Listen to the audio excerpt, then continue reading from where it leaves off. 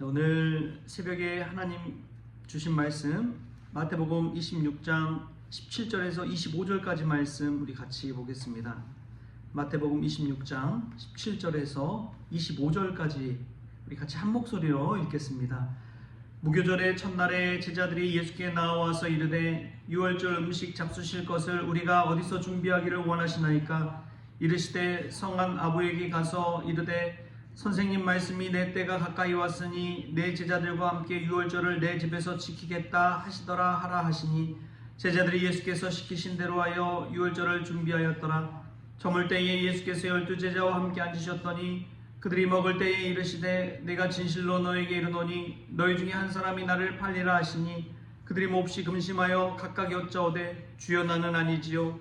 대답하여 이르시되 나와 함께 그릇에 손을 넣는 그가 나를 팔리라.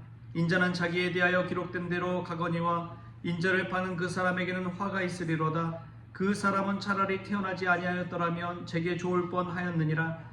예수를 파는 유다가 대답하여 이르되 랍비여 나는 아니지요. 대답하시되 내가 말하였도다 하시니라. 아멘. 할렐루야. 오늘 말씀에서 우리에게 하나님의 귀한 은혜와 하나님의 놀라우신 섭리를 깨닫는 복된 시간 될 수 있기를 바랍니다. 이제 최후의 만찬, 우리가 너무나 잘 아는 최후의 만찬의 장면이 펼쳐지고 있습니다. 예수님과 이제 12제자가 유월절을 준비하면서 들어가서 머물고 또 먹는 장면이죠. 그런데 예수님은 이미 유월절 먹을 집을 다 알고 계셨습니다. 그래서 예수님 주권적으로 그 모든 것들을 준비해 가시고 제자들에게 시키시는 것이죠. 뿐만 아니라 자신을 팔아 넘길 제자가 누구이니도 예수님은 분명히 알고 계셨습니다. 이것을 볼 때에 예수님은 십자가의 승잔도 알고 계셨고 우리의 마음도 아시고 제자들의 마음까지도 아시는 분이라는 것을 이 본문 말씀 통해서 우리가 깨달을 수가 있습니다. 주님은 왜 나를 몰라주나? 왜 나에게 축복을 안 해주시나?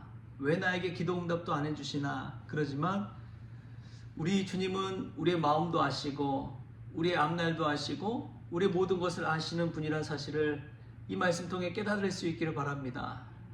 주님이 알아주신다면 그건 하나만으로 만족할 만하지 않습니까? 주님이 알아주시고 나를 기억해 주시고 나를 바라봐 주시는데 얼마나 행복할까요? 때로는 그러한 주님의 시선을 알지 못하고 우리는 사람의 시선을 의식할 때가 있습니다. 나를 알아주지 못하는 목사님, 나를 알아주지 못하는 성도님 볼 때 마음이 섭섭할 때가 있지요. 저도 예전에 이제 목회하면서 보면은 지금은 이제 담임 목사로 있지만 부목사 시절, 부교육자 시절에 보면 담임 목사님이 왜 나의 열심히 못 알아주실까? 그런 마음이 없지 않아 있어요. 왜냐하면 다 막 각자의 이 사역들이 다 있잖아요. 그래서 이제 열심히 막 저녁 늦게까지 준비하고 막 해서 맡은 그 사역도 잘 감당하고 했을 때 나름대로 인정받고 칭찬받고 싶은 마음이 있나 보더라고요. 사람인지라 그런 게 누구나 있습니다. 그런데 그런 거를 받지 못하면 마음에 한켠에 섭섭함이 자리하더라고요. 내가 그렇게 열심히 했는데, 그렇게 열심히 준비하고 막 이렇게 잘했는데 아무 말씀도 없으시고, 그러면은 이제 다음에 또 사역할 때 마음에 열심히 하고자 하는 마음이 별로 안 생기는 거예요. 그런데 우리의 믿음이란 것은 오늘 말씀대로 주님이 우리를 알아주시는 것에 있지 사람에게 칭찬받고 인정받고 그것은 그냥 다른 차원의 문제라는 것입니다. 할렐루야. 우리 주님이 알아주신다는 사실을 꼭 기억하십시오. 거기에서 위로와 희망을 얻으시고 거기에서 우리의 믿음이 한층 더 성숙하고 주님이 나를 알아주신 것 그것만으로도 감사하고 행복해하는 그런 저와 여러분 될 수 있길 바랍니다. 아무도 모를지라도요 주님 우리의 속마음까지 감찰하시는 분이라는 사실을 깨달을 수 있기를 바랍니다. 주님은 준비시키시는 거예요. 예전에 이제 예루살렘 입성할 때도 준비된 낙엽 타고 막 들어가시잖아요. 주가 쓰시겠다 하라 그러면은 그냥 줄 것이라 해서 그냥 제자들 둘이 가서 갖고 오지 않습니까? 주님은 다 알고 주권적으로 준비해 가신 분이란 사실. 우리 인생도 주님께서 준비해 주실 줄 믿습니다. 우리 교회 앞날도 주님께서 준비해 주실 줄 믿습니다. 하나님께서 열어주신다는 그 믿음으로 사는 것이 우리 크리스천이 해야 되는 것이죠. 우리 스스로가 근심, 걱정, 염려한다고 해서 문제가 해결되나요? 절대 그렇지 않습니다. 힘들다고 사람 의지하고 세상 권력 의지하고 꼼수 쓰고 결국에는 다 그런 게 드러나더라고요.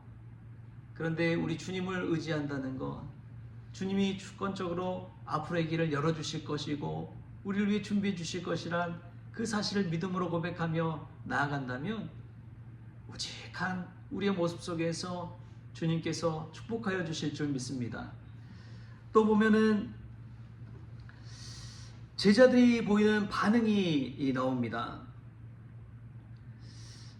내가 진실로 너에게 이르노니 너희 중에 한 사람이 나를 팔리라 라고 예수님께서 말씀하시자 제자들이 몹시 금심해서 각각 여짜오되 주여 나는 아니지요. 주님 나는 아니지요 라고 이렇게 반문합니다.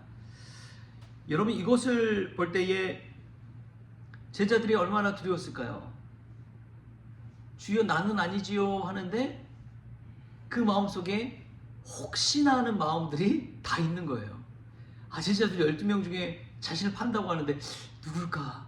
혹시 나는 아닐까? 나는 아닐 거야 확신하면서도 마음에 불안이 있었을 것입니다. 근데 그 판 사람은 자기 자신은 분명히 알지요. 가룟 누나는 알면서도 주님이 모르실 거라 생각하고 주여 나는 아니지요 라고 오히려 예수님께 반문합니다. 그래서 예수님께서 확답을 그냥 주시지요. 그것을 볼 때 하나님의 말씀, 주님의 말씀을 들을 때마다 이 말씀에 비추어서 나는 그 말씀에 어떤 사람인가, 나는 그 말씀에 합한 사람인가 아닌가, 그것을 늘 우리가 상고해 볼 필요가 있습니다. 그때 이 성경 말씀이 나에게 주신 하나님의 말씀이 되는 거예요. 근데 이 말씀이 나는 전혀 상관없다라고 생각하시는 분들은 한 귀로 듣고 그냥 한 귀로 흘려버리시는 것이죠. 그러다 보니까 하나님의 말씀이 우리의 삶 가운데 작용하지 못하고 능력을 발휘하지 못하고 내가 변화되지 않는 삶을 살아가게 되는 것입니다. 우리 주님께서 우리에게 말씀하신다 하는 그 말씀이 나에게 주시는 생명의 말씀이 될 수 있게 바랍니다. 때로는 그 마음이 무겁고 또 마음이 힘들지만 그럼에도 불구하고 그 말씀을 통해서 깨닫는 은혜가 있다면 우리는 한층 더 주님의 마음에 합한 사람들이 될 줄 믿습니다. 늘 말씀 들을 때 나는 아니지요 하면서도 나에게 주신 말씀이 아닌가 한번 늘 되돌아보십시오. 나의 삶은 어떤가 한번 되돌아보십시오. 며칠 전에도 이야기했지만 향유를 부은 여인 마리아와 또 가룟 유다 그 두 사람을 비교하면서 이야기하잖아요. 근데 나의 모습은 어떤 거에 속해 있나 그런 것들을 한번 돌아볼 때 마음이 뜨끔한 것이죠. 하나님의 말씀을 나에게 주신 말씀으로 받으십시오. 그때에 생명의 말씀, 은혜의 말씀으로 나에게 다가올 줄 믿습니다. 또 보면은 유다는 결국에는 비극적인 결말을 맞게 됩니다. 이것은 유다의 선택에 있었습니다. 유다가 그냥 스스로가 찾아가 가지고 대제사장들에게 예수님을 팔아 넘겨버리잖아요. 유다 스스로 한 선택입니다. 그 선택의 결과가 비극에 이르게 되는 것이죠. 유다는 예수님과 늘 거의 함께 다녔지만 마음에 탐욕과 욕심이 있었습니다. 그 욕심에 그냥 넘어가 버릴 것이죠. 여러분 우리도 그럴 때 있지 않습니까? 예수님을 믿는다고 하면서도 직분은 있지만 그럼에도 불구하고 세상 유혹에 자기도 모르게 휩쓸려 넘어갈 때가 얼마나 많습니까? 남들 다 그렇게 하는데 뭐 옆에 교회 권사님, 집사님들 다 그렇게 한다는데 나도 한번 가봐야지. 제가 이제 목회 데이터 통계 막 이런 연구소 책을 보는데 참 놀라운 게 우리 크리스천 중에 20%가 점집에 간대요. 이 설문조사 뭐 통계조사를 보니까 크리스천 20%가 점집과 무속 거기에 기대어 산 경험이 있다는 거예요. 그것을 보고 깜짝 놀랐습니다. 10명 중에 2명이 점집에 가보고 무속신앙에 기대서 그렇게 산다는 거잖아요. 얼마나 놀라운 일인지요. 주님을 믿는다고 하면서도 우리의 모습 속에 그런 마음이 있는 것입니다. 신앙은 단순히 그냥 교회에 머물고 예배 자리에 나오고 그런 차원의 것이 아니라는 것을 오늘 말씀을 통해 유다를 통해 우리는 깨달을 수가 있습니다. 우리 주님이 원하시는 것은 우리의 진실한 마음인 줄 믿습니다. 저는 말씀을 읽으면서 가끔 그런 상상을 해봐요. 예수님께서 내가 진실로 너에게 이르노니 너희 중에 한 사람이 나를 팔리라 그럴 때에 만약 유다가 이 자리에서 회개하고 주님 무릎 꿇고 주님 앞에 엎드려 주님 죄송합니다. 제가 시험에 들어 주님을 은 30에 팔아버렸습니다. 예수님을 판 자는 바로 접니다. 그렇게 예수님 앞에 엎드리고 회개하고 통회하고 자복했다면 어떻게 됐을까? 그런 생각을 막 해보는 거예요. 우리 예수님이라면 그런 회개하는 유다를 받아주시지 않았을까? 그런 생각들을 해봅니다. 그러나 유다는 그렇게 하지 않았지요. 마치 자기 자신이 아닌 것처럼 예수님을 속이려고 했습니다. 이것을 볼 때 우리가 반면교사 삼아서 주님 앞에 진실한 제자가 될 수 있기 바랍니다. 주님 앞에 진실한 사람이 진정으로 믿음의 사람이 되는 것이지요. 어떨 때 여러분 눈물이 나십니까? 저는 믿음 생활하면서 주님 앞에 진실하게 내 자신의 마음을 쏟아놓을 때 눈물이 나더라고요. 힘들면 힘들다고, 마음이 괴로우면 괴롭다고, 주님 앞에 내 마음을 쏟아놓을 때 그때 막 눈물이 나오는 거예요. 때로는 내려놓고 싶고 포기하고 싶고 그런 마음이 있을 때 그냥 기도 가운데 주님을 부르면서 내 마음을 주님 앞에 아뢰입니다. 그럼 막 눈물이 막 나더라고요. 근데 신앙생활하면서 아무렇지도 않은 척 가십과 위선과 가면을 쓰고 아무렇지도 않은 척 하면서 지내면은 점점점 얼굴에 철판을 깔고 두꺼워지는 것 같아요.